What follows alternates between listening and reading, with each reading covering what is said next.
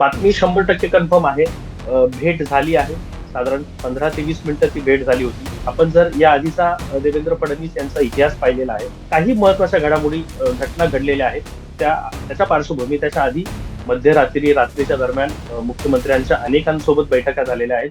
नमस्कार, मी संकेत आणि आपण पाहत आहात मुंबई आउटलुक.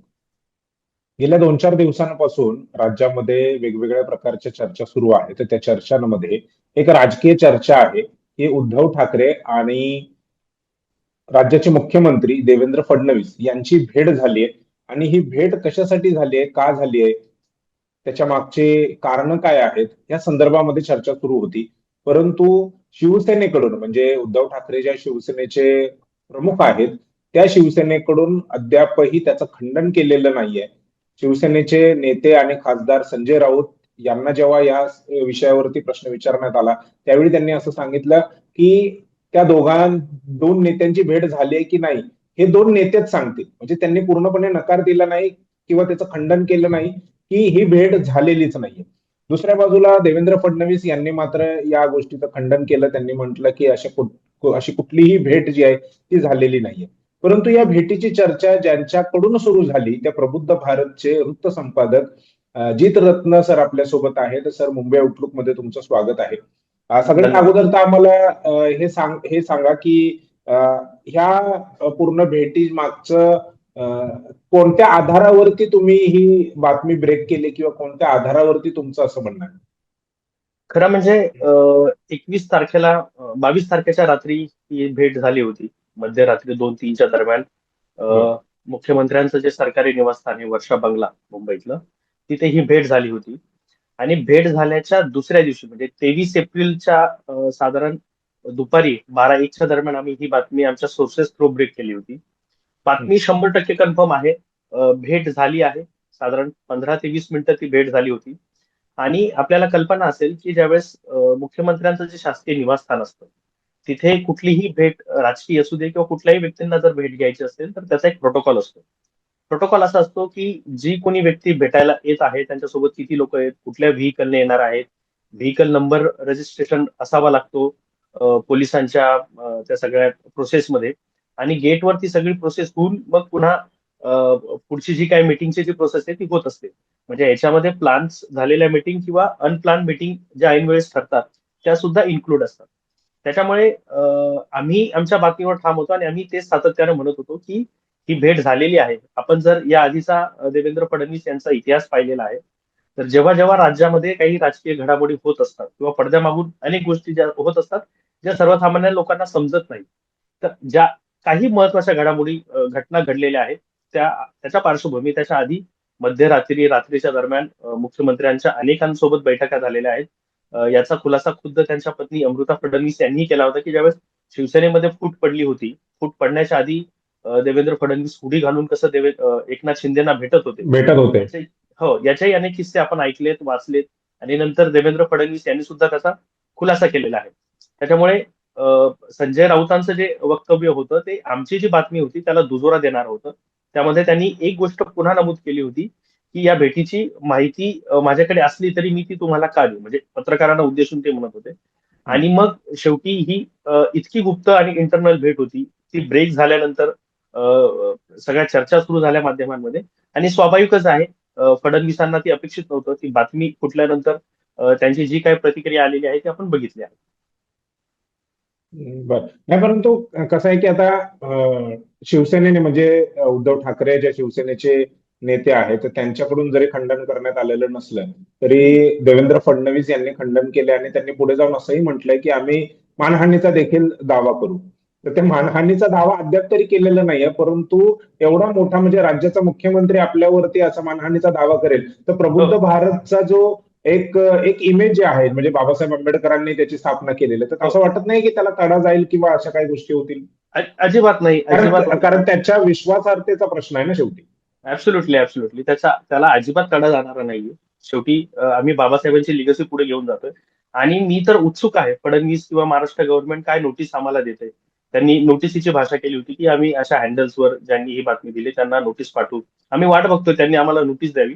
आणि मग कायदेशीर प्रोसेस असेल किंवा त्या संदर्भातले काही खुलासे असतील, तपशील असतील तेही आम्ही जाहीर करू. आज त्या घटनेला 4 दिवस झाले, आज काय तर काय अजून नोटीस आली नाही. बर नाही, परंतु जर ही केस किंवा अशी नोटीस आली आणि कोर्टामध्ये जाण्याची वेळ आली, तर तुम्ही तुमच्याकडे सर्व पुरावे आहेत की हो ज्याच्या हो हो, आधारावर तुम्ही हे सिद्ध करू शकता? ऍब्सोल्युटली ऍब्सोल्युटली सिद्ध करू शकतो आम्ही. आणि खरं म्हणजे ज्या वेळेस अशा पद्धतीची भाषा केली जाते, खरं म्हणजे माध्यमांचं काम असतं सत्याला प्रश्न विचारणं, विरोधी पक्षाची भूमिका बजावणं. आणि ज्यावेळेस एखाद्याला एखादी बातमी ब्रेक केली म्हणून जर कायदेशीर धमक्यांच्या कायदेशीर गोष्टींच्या आड धमकवण्याचा प्रयत्न केला, तर आम्ही त्या गोष्टींना भीक घालत नाही. आणि शेवटी बाबासाहेब आंबेडकरांनीच आपल्या सगळ्यांना या देशामध्ये पत्रकारितेचा आदर्श पत्रकारिता बाबासाहेबांनी घालून दिलेली आहे. त्याच्यामुळे या कुठल्या गोष्टीला आम्ही घाबरत नाही. कायदेशीर नोटीस आली तर त्यालाही आम्ही कायदेशीर पद्धतीने उत्तर देऊ. कायदेशीर म्हणजे ह्या मुद्द्याला घेऊन कायदेशीर नोटीस एक भाग झाला, परंतु काही प्रमाणामध्ये म्हणजे सोशल मीडियावरती ज्या पद्धतीने सेन्सॉरशिप आणली जाते, मग तुम्ही हम्म. नॅशनल दस्तक ह्याचं जे हो. फेसबुक पेज होतं ते बंद केलं होतं. हम्म. त्याच्यानंतर 4PM एक बंद केलं होतं. हो. मॉलिटिक्स नावाचं एक फेसबुक पेज होतं, येस. त्याच्यावरती देखील बंदी आणली. अनेक सोशल मीडिया हँडल्स जे आहेत ते बंद करण्यात आले होते. मग ते एक्सचं असेल म्हणजे पूर्वीचं ट्विटर हो. किंवा फेसबुक, हो. युट्यूबच्या चॅनलवरती पण काही प्रमाणामध्ये सेन्सॉरशिप आणली. असं नाही वाटत आहे का ही म्हणजे सेन्सॉरशिपच्या नावाखाली सरकारच्या विरोधातला आवाज दाबण्याचा हा प्रयत्न आहे अशा पद्धतीने? ऍब्सोल्युटली तोच हुकुमशाही सगळं आणण्याचा प्रयत्न आहे. आपण पाहिलं 2014 नंतर माध्यमांवर जे घाला घातण्यात आलेला आहे, म्हणजे केंद्रामध्ये मोदींचं सरकार आणि राज्यामध्ये फडणवीसांचं सरकार आल्यानंतर देशभरामध्ये एक सेन्सॉरशिप ती प्रत्येक क्षेत्रामध्ये लादली गेलेली आहे. तुम्ही जे आता मगाशी माध्यमांचा उल्लेख केला, तर जे स्वतंत्र पत्रकारिता करतात, जे पॅरलल जी मीडियाने जी व्यवस्था या देशामध्ये निर्माण झाली, आपण पाहिले की मेन स्ट्रीम मीडिया ज्यांना आपण म्हणतो, ती सगळे कशी सरकार धार्जिणे झालेले आहेत. आणि सरकारच्या विरोधातली जी कुठली चॅनल्स आहेत, हँडल्स आहेत, युट्यूब चॅनल्स या माध्यमातून बोलतात, त्यांचा आवाज दाबण्याचा हा प्रयत्न आहे. आणि एकूणच देशाचं जे राजकारण आता आपण ज्या दिशेने चाललंय, त्यामध्ये RSS असेल किंवा भाजप असेल, यांच्या विरोधातला आवाजच उभा राहू नये, या विरोधातला आवाजच दाबला जावा, अशी सरकारची मनशा आहे. आणि त्या हेतूनेच या सगळ्या गोष्टी होतात. नाही पण यासाठीची तुमची तयारी काय? जर समजा असं तुमच्याबद्दल तुमच्यावर पण असे आघात झाले किंवा बंद करण्याचा प्रयत्न झाला, तर काय तयारी आहे तुमची? नाही, आमची कायदेशीर जर नोटीस आली तर त्याला आम्ही लिगली उत्तर देऊ. आणि खरं म्हणजे अशा पद्धतीने अनेकदा सेन्सॉरशिप आणण्याचा प्रयत्न झालेला आहे. तो डिरेक्टली आहे, इनडायरेक्टली आहे. पुढे सरकार याच्यावर काय पावलं उचलतं त्या पद्धतीने त्याला आम्ही रिॲक्शन देऊ.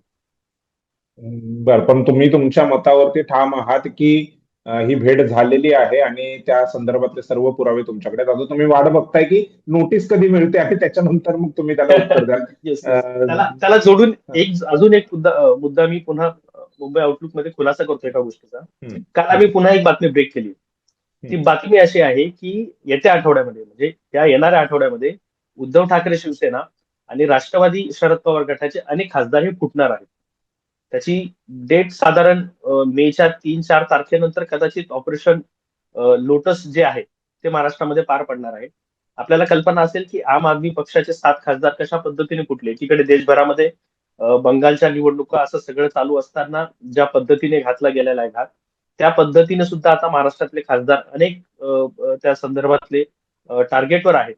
आणि आमच्या सोर्सेस नुसार जी बातमी आम्ही याआधी ब्रेक केली होती, त्यानुसार महाराष्ट्रामध्ये ऑपरेशन टायगर हे सुरू आहे. आणि त्या अंतर्गत उद्धव ठाकरे शिवसेना आणि राष्ट्रवादी काँग्रेस शरद पवार गटाचे साधारण 10 खासदार हे आता येत्या काही दिवसामध्ये आपल्याला भाजपामध्ये जाताना दिसतील. बरं. मोठी बातमी तुम्ही सांगत आहात. हो.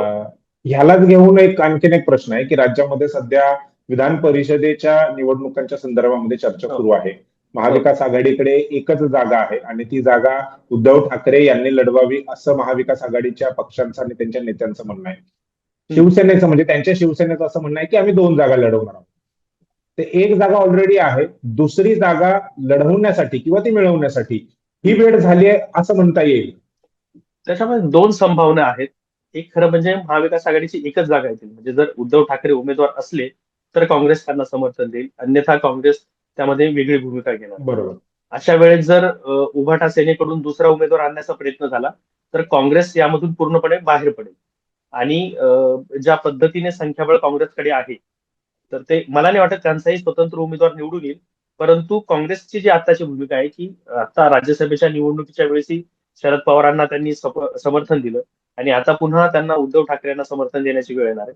त्याच्यामुळे काँग्रेसच्या आमदारांची आता मानसिकता अशी आहे किंवा काँग्रेस महाराष्ट्र नेतृत्वाची मानसिकता अशी आहे की काँग्रेस पक्ष हा फक्त मतदान देण्यापुरता मर्यादित आहे का. या आधीच्या राज्यसभा निवडणुकीमध्ये काँग्रेसची जवळपास 11 मतं गेल्या वेळेस फुटली होती आणि त्यामध्ये चंद्रकांत हंडोरेंचा पराभव झाला होता. आता ही जी 11 मतं जी फुटली होती ती त्यांच्यावर पक्षांतर्गत कुठलीही कारवाई झालेली नाही काँग्रेसमध्ये. त्याच्यामुळे जर उद्या शिवसेनेकडून दुसरा उमेदवार लादण्याचा प्रयत्न झाला तर काँग्रेसच्या पार्ट्यातली जे ऑलरेडी भाजपच्या संपर्कात ती लोक आहेत ती काही वेगळा निर्णय घेतात का हे पाहणं महत्वाचं ठरणार आहे. परंतु यामध्ये एक मोठी शक्यता आहे की जर उभाटा सेनेकडून दुसरा उमेदवार आला तर काँग्रेस यातनं पूर्णपणे बाहेर पडेल महाविकास आघाडीतून. बरोबर. नाही पण असं जर झालं म्हणजे तसं होऊ नये आणि आपला उमेदवार निवडून आणावा म्हणूनच उद्धव ठाकरेंनी देवेंद्र फडणवीसांची भेट घेतली असं म्हणता येईल. दोन शक्यता आहेत. जर म्हणजे खरं म्हणजे फडणवीसांना विधान परिषदेमध्ये स्वतः उद्धव ठाकरे हवे आहेत ते यासाठी की सभागृहातला बॅलन्स त्यांना ठेवायचा आहे. एकनाथ शिंदेवर जर तुम्हाला कंट्रोल ठेवायचा असेल तर सभागृहात तुम्हाला उद्धव ठाकरे लागतात. ही एक गोष्ट त्यामागे आहे. दुसरी गोष्ट मी आता मगाशी ज्या ऑपरेशन टायगरचा उल्लेख केला त्याच्याशी सुद्धा ही गोष्ट लिंक आहे का याचा सुद्धा आपण याच्या बाबतीतही माझ्या मनामध्ये शंका आहे. कारण नुसतं विधान परिषदेमध्ये बिनविरोध निवडणूक होऊ द्या किंवा उमेदवार देऊ नका इतक्यासाठी ही भेट मर्यादित नाहीये हे मात्र स्पष्ट आहे. बरं, आता ही भेट झाले की नाही झाले असं तुमचं म्हणणं आहे, फडणवीसांचं म्हणणं आहे नाही झाले. जर लिगल ऍक्शन काय होत असेल त्यांच्याकडून म्हणजे राज्य सरकारकडून त्याला उत्तर देण्यासाठी तुम्ही तयार आहात आणि कोर्टामध्येच कदाचित त्या गोष्टी स्पष्ट होतील.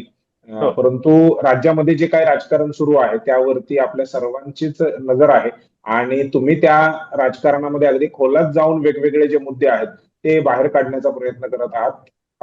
या सर्व माहितीबद्दल तुम्ही जे आता आम्हाला माहिती दिली त्याबद्दल तुमचं आभार, धन्यवाद. मुंबई आउटलुक चॅनलवरती आलात त्याबद्दल देखील आभार आणि पुढे अशाच पद्धतीची आपण चर्चा करत राहू. तुम्ही वेळ द्याल ही अपेक्षा. निश्चितच. धन्यवाद.